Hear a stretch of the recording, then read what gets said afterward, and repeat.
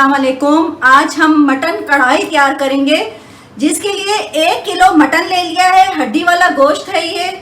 4 लहसुन के जवे हैं। अगर लहसुन के जवे ना हो तो अदरक लहसुन का पेस्ट 1 चम्मच ले लीजिएगा। 1 चम्मच नमक का इसमें डाल के हमने सबसे पहले बॉईल करना है इस गोश्त को।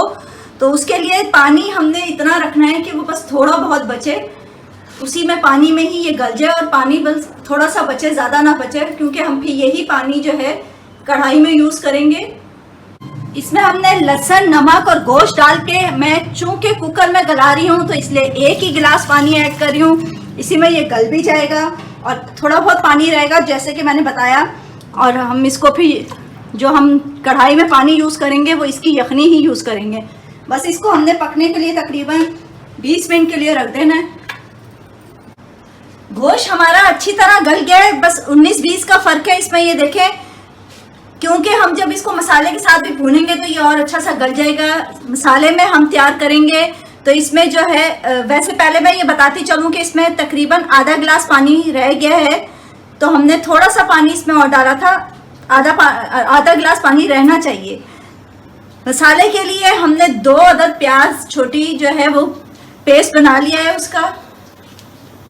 चूँकि मैंने इसको कुकर में गलाया है तो इसलिए मैंने 1 गिलास पानी डाला था। अगर आप लोग देगची में गलाएंगे तो 2 गिलास कम से कम पानी रखिएगा, ताकि आप लोगों के पास आधा गिलास पानी रह जाए। 1 प्याली तकरीबन 1 पाव के करीब इसमें दही जाएगी।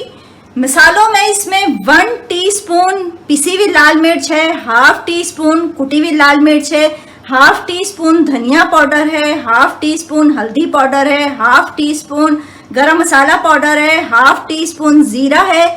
काली मिर्च का मैंने पाउडर लिया है, लेकिन अगर आपके पास साबुत काली मिर्च हो तो 5 से 6 दाने उसको ताज़ा कूट के डालें, उसका अलग ही कढ़ाई में टेस्ट आता है। मेरे पास थी नहीं इसलिए मैं पाउडर डाल रही हूँ 1/2 टीस्पून। 4 बड़े टमाटर जाएंगे, 2 हरी मिर्चें हैं, 1 छोटा टुकड़ा अदरक का है, बारीक बारीक काटेंगे।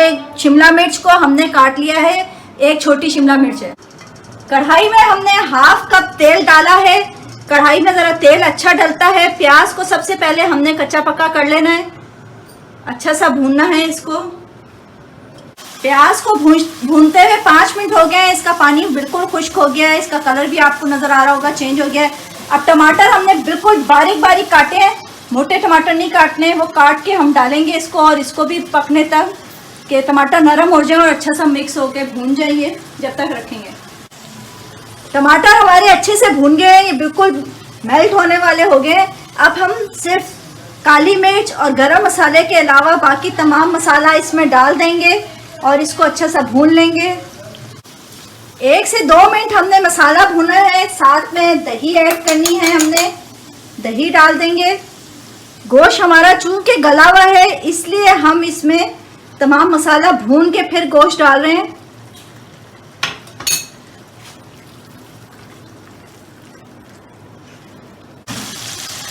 मसाला अच्छा सा भून गया है। अब गोश्त हमने पानी के साथ ही इसमें डाल देना है और इसको भी भून लेना है इसके साथ, और फिर 2 मिनट के लिए इसको दम पे रखना है, ताकि गोश्त में मसाला अच्छा सा जब्स हो जाए।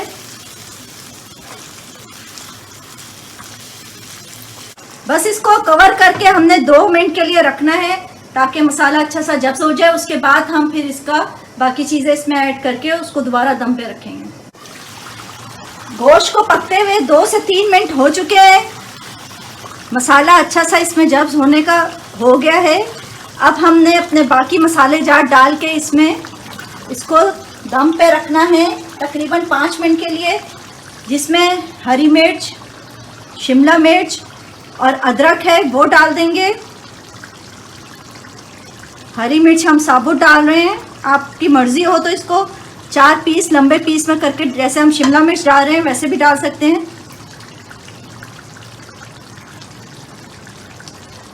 और साथ काली मिर्च और गरम मसाला। इसके अलावा 2 बड़े चम्मच इसमें हॉट सॉस यानी चिल्ली सॉस के जाएंगे। मेरे पास सर्विंग चम्मच है तो इसलिए मैं 1 ही डाल रही हूँ। बस इसको 5 मिनट के लिए हमने दम पे रखना है। उसके बाद हमारी कढ़ाई बिल्कुल रेडी है। दम पे रखते हुए आंच हमने बिल्कुल हल्की कर देनी है इसकी, तारे की आंच पे हमने इसको दम पे रखना है। जी नाज़रीन, 5 मिनट हो चुके थे हमारे पकते हुए गोश्त को।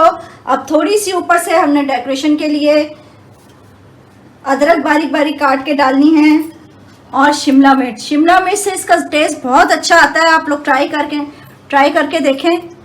और जैसे काली मिर्च का भी मैंने बताया, जो ताज़ी कूट के डालने में मज़ा आता है कढ़ाई में, वो उसका अलग ही मज़ा होता है। उम्मीद है आप लोगों को मेरी ये रेसिपी पसंद आएगी। बस मेरे चैनल को लाइक कीजिए, सब्सक्राइब करें, दुआओं में याद रखिएगा। अल्लाह हाफिज़।